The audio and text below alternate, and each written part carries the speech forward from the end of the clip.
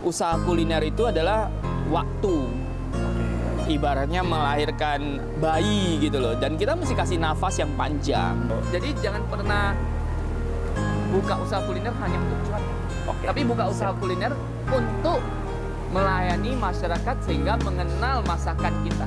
Lestarikan kuliner Medan.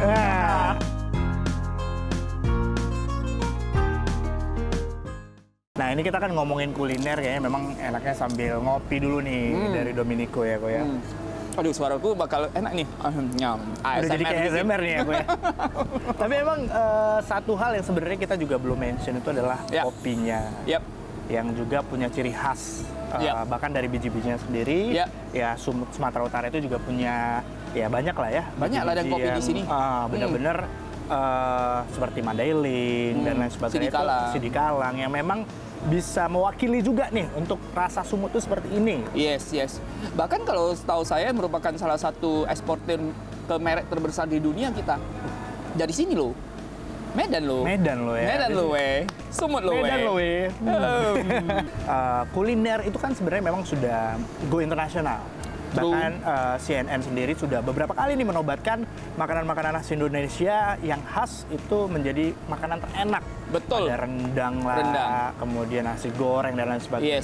Tapi sebenarnya kalau menurut Ko Indra sendiri, khususnya untuk Kota Medan nih misalnya, seperti tadi ada sate Padang, soto dan lain sebagainya. Apa nih cara kita yang bisa kita lakukan, khususnya untuk kita aja nih ya, untuk kita semua yang nonton juga, agar kuliner ini menjadi salah satu kebanggaan yang bisa dikenal juga bagi banyak orang.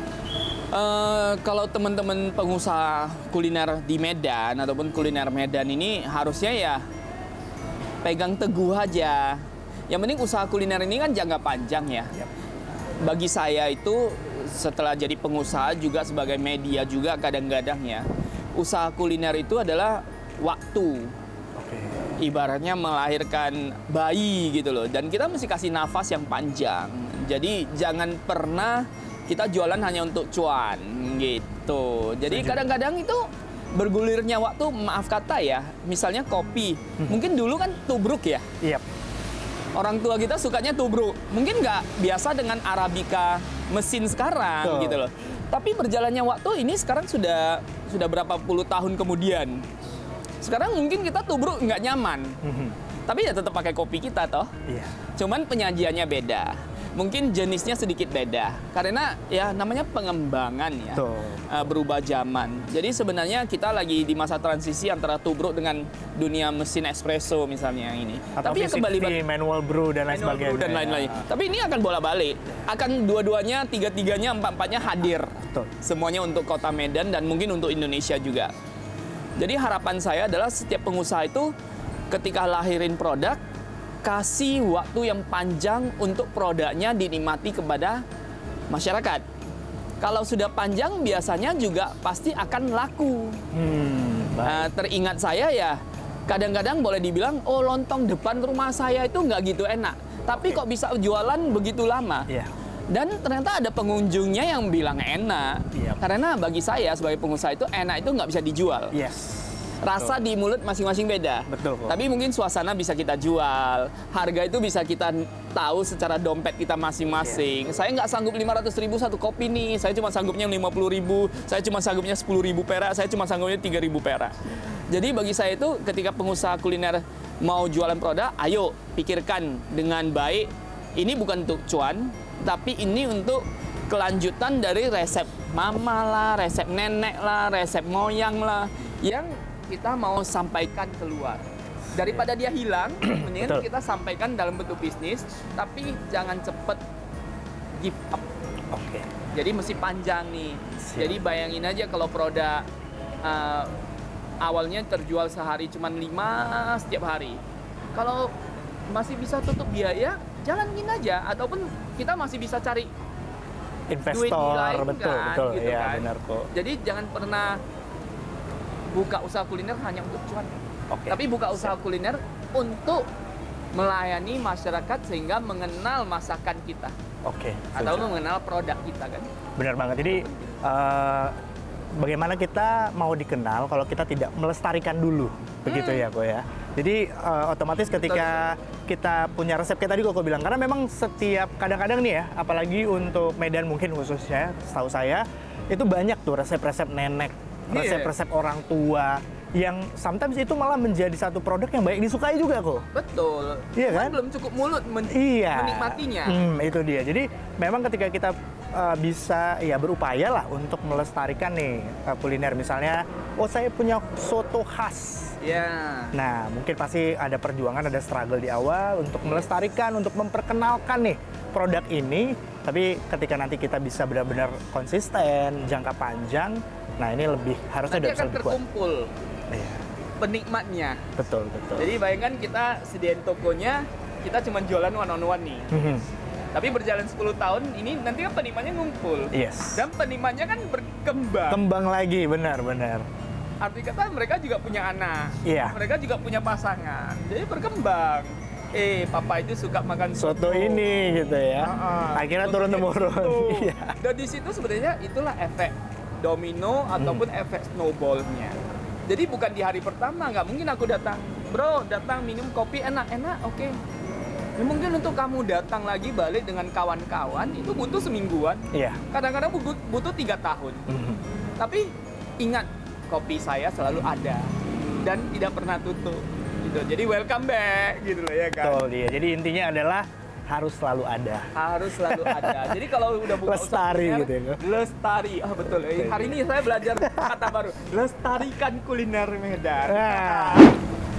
Ko Indra, saya yakin banget dari obrolan-obrolan kita tadi dengan Ko Indra, pasti banyak teman-teman yang mungkin dari luar kota Medan yang akhirnya penasaran atau mungkin orang ini ngomong-ngomong kuliner di Medan enak, seenak apa sih? Iya, gitu ya kan? iya. Pasti banyak yang tertantang untuk coba. Gitu. Nah, jadi sebagai guide nih, Ko, sebagai guidance untuk teman-teman yang ada di YouTube yang nonton cerita kita nih, di cerita tentang dia kali ini, boleh nggak Ko Indra kasih buat pemula yang datang ke Medan 5 tempat yang harus dikunjungi? Mungkin Dominico salah satunya kayaknya ini. Boleh lah. Boleh lah ya. Jadi turis spot. Oh iya, gitu, boleh. Dominico Garden 1 gitu. Dominico Garden 1, jadi jangan lupa kemari. Ini di Jalan atau Sebesitang. Dominico ID di Jalan Mayang sama. Boleh. Lebih kurang suasananya kita buat hutan kota, nyaman untuk ngopi setelah breakfast atau setelah makan siang. Boleh. Setelah tanda tangan juga boleh. Oke. Tanda tangan kerjasama mungkin dengan pihak seseorang ataupun satu PT di situ. Dan kedua itu menurut saya yang perlu kalian coba itu ya soto Medan di pagi hari lah. Soto Medan. Soto Medan banyak tempat. Tapi salah satu favorit saya itu ada di Jalan Wahidin, Soto Adi Jalan Wahidin Simpang. Tapi kalau mau lebih yang biasa orang pergi soto Sinar Pagi ataupun soto Kesawah. Oke. Berarti paling tidak coba soto, tapi pagi hari lah. Pagi hari lah. Pagi hari. Siap. Karena mungkin banyak orang mikir soto itu kan buat big makan siang atau apa. Tapi ini pagi hari ya, Ko ya? Pagi hari Siap. pilihannya. Soto ataupun lontong. Lontong keduanya. Medan. Jadi kalau di pagi hari itu mesti hunting kuliner. Di Medan Jadi itu kalau pagi di udah Medan harus itu makanya hunting. kalau udah di Medan pulangnya mesti naik berat badan.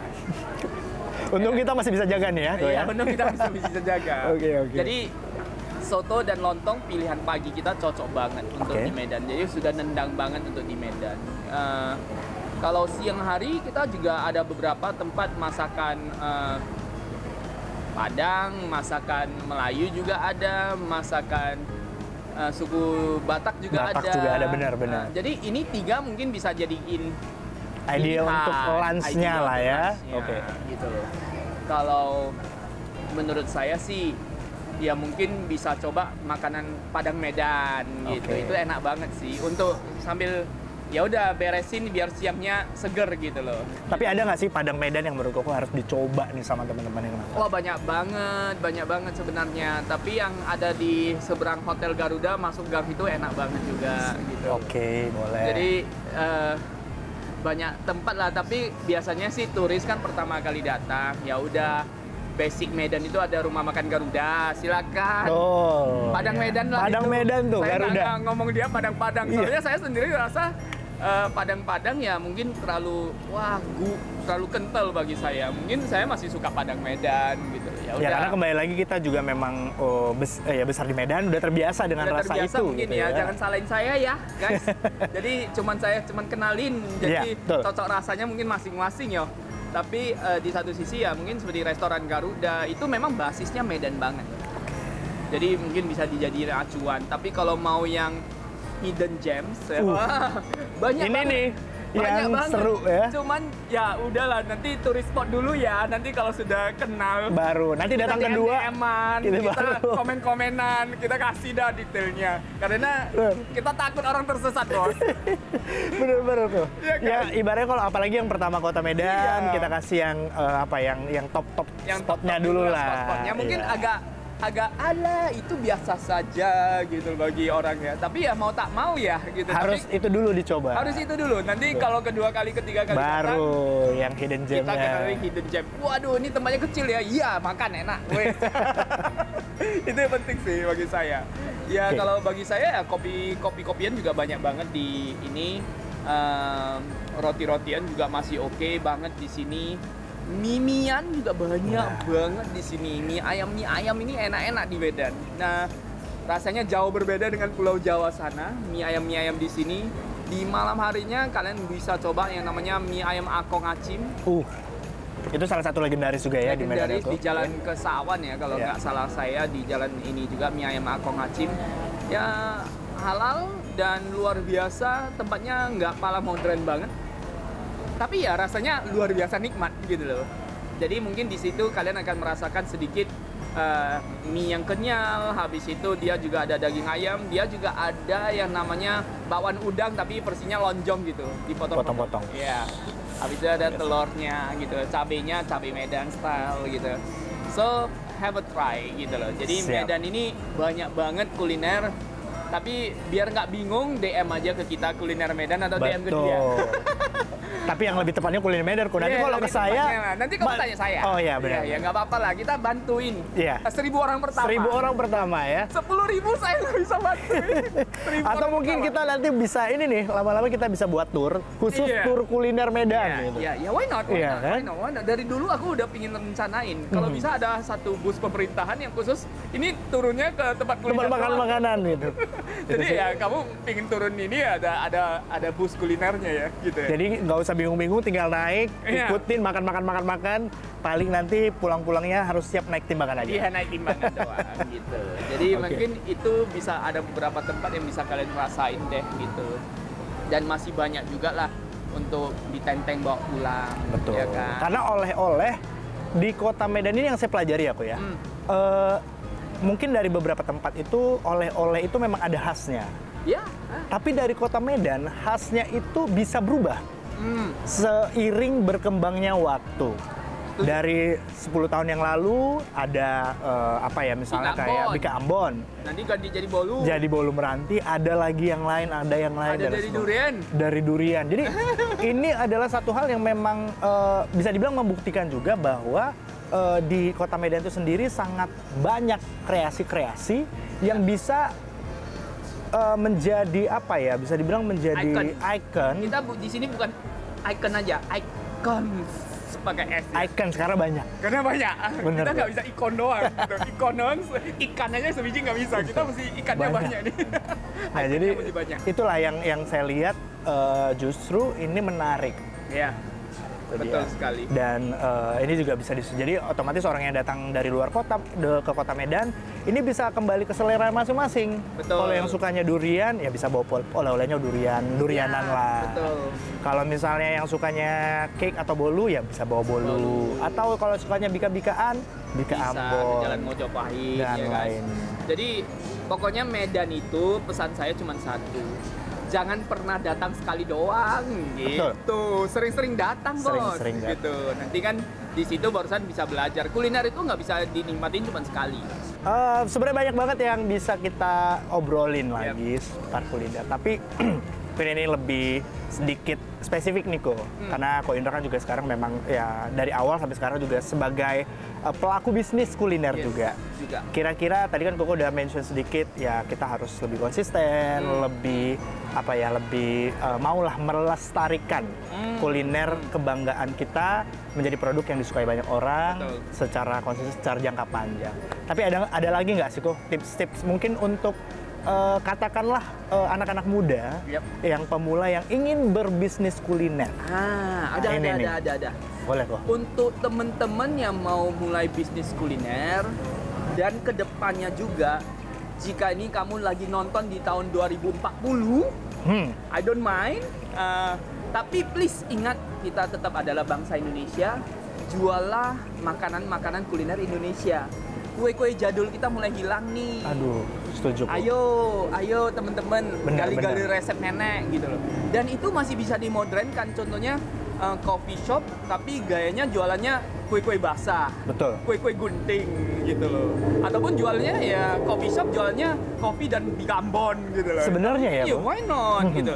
Jadi jangan terlalu modernisasi diri sehingga kalian tidak menjadi bangsa sendiri gitu. Ini Jadi luar inginnya biasa. ke depan supaya semuanya, jika kalian nonton ini di tahun 2040 atau 2050, balik lagi jualan nasi goreng bos gitu, Jual nasi di uduk. Ambon ya kan, jualin lontong Medan bos gitu. Jadi jangan modernisasi terlalu jauh karena lidah kita nggak kemana-mana, tetap lidah Indonesia. Indonesia, setuju banget sih. Jadi memang benar, ini saya baru akhirnya menyadari kembali gitu, karena memang kayaknya kok udah jarang ya ngelihat lapis legit misalnya. Iya. Bukan lapis legit lah, kue apa namanya yang lapis itu loh. Kue pancong. Kue pancong. Iya, martabak. Onde-onde. Iya, gitu. Anak muda kan nggak keren. Kamu jualannya apa? Onde-onde. Keren. Keren loh. Itu keren. Itu ada duit nyata. Bener. Iya kan? Kalau misalnya itu yang kita bisa menjadikan identitas atau karakter, bahkan itu sebenarnya bisa lebih jangka panjang ya kok. Iya. Karena apalagi kita sendiri yang memang memiliki identitas itu. Kita sebagai bangsa Indonesia, kita yang tahu nih ciri khas dari kue kelapa hijau, kue onde-onde, dari mungkin nenek moyang kita, kue apa lagi, ombus-ombus. Ombus-ombus.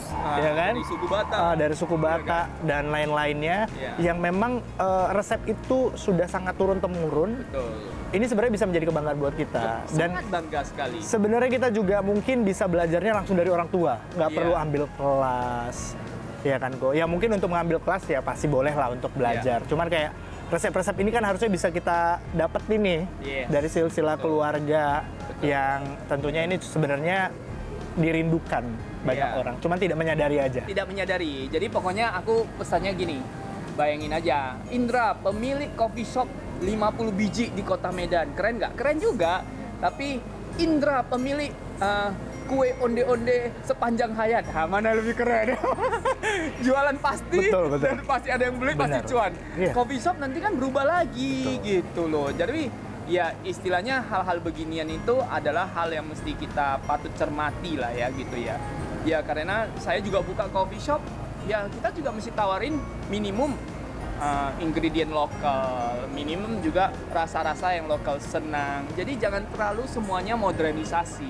Malahan ya di coffee shop kita ada ice orange tea, ada biji kopi dari Sidikalang, ada ice taro plum yang memang bahan dasarnya kasturi, semuanya dari sini. Kentang juga dari sini semuanya. Jadi sebenarnya ya coffee shop hanya nama, tapi isiannya Indonesia. Iya. Gitu, itu yang paling penting. Packagingnya ya mungkin modernisasi Apa sedikit. salah, Ya betul. kalau bisa kita jualan di sini, belakang ini ada tempat rujak kan. Seru juga ya. Iya, jadi kepikirannya begitu. Benar-benar. Jadi hal-hal begini itu penting banget. Kamu pemilik apa? Saya pemilik sate Pamet. 50 gerai di kota Medan dan pasti semua orang makan punya. Benar. Sepanjang hayat. Ya kan? Bayangin kayak misalnya onde-onde Indra Halim berdiri semenjak. Wah, itu 2000. keren. Iya. Sekarang kalian 2050. 2050 kan? 50 tahun bos cuannya. Itu yang paling penting. Itu lebih keren ya, Itu Ko, ya? lebih keren. Wah. Cuman belum menyadari. Yes. Jadi kita ingatkan kembali. Itu ya. Jadi mudah-mudahan ini bisa jadi insight lah buat Inspirasi lah untuk inspirasi, kalian benar. memulai barang-barang jadul itu bukan berarti nggak keren. Itu justru keren. Itu adalah lawas yang pasti cuan, pasti keren, dan pasti kebutuhan lidah kita sebagai bangsa Indonesia. Betul. Karena lidah lokal kita pasti tidak bisa lupa lah akan hal-hal tersebut. Ko Indra, Thank you udah diajak ngobrol-ngobrol juga, udah kita duduk santai di Dominico sambil ngopi, sambil ngobrol-ngobrol. Nanti kita ngobrol-ngobrol lagi boleh lah ya. Siap. Kita buat part 2. Dan teman-teman kalau ada yang mau tanya-tanya sesuatu, mungkin mau nanya-nanya kuliner atau follow aja langsung Instagram di @kulinermedan. Dan nanti kalau misalnya mau ada lagi pertanyaan lainnya nanti coba komen di bawah biar kita undang lagi kok Indra, biar kita ngobrol-ngobrol lagi. Kita cari 1000 like di sini, kita cari 1000 komen di sini. Betul. Ya, jadi kalau misalnya ada yang mau ditanyakan seputar kuliner Medan atau mungkin teman-teman mau berbagi pengalaman atau cerita-cerita tentang pengalaman makan-makan kulineran di Medan dan lain sebagainya, komen aja langsung. Dan jangan lupa subscribe, like, dan juga share video kita kali ini. Kalau gitu, Ko Indra, thank you so much. Thank you. Sudah ngobrol-ngobrol di cerita tentang dia. Sampai bertemu lagi. Thank you juga buat teman-teman yang udah nonton video kita kali ini. Sampai jumpa di video selanjutnya.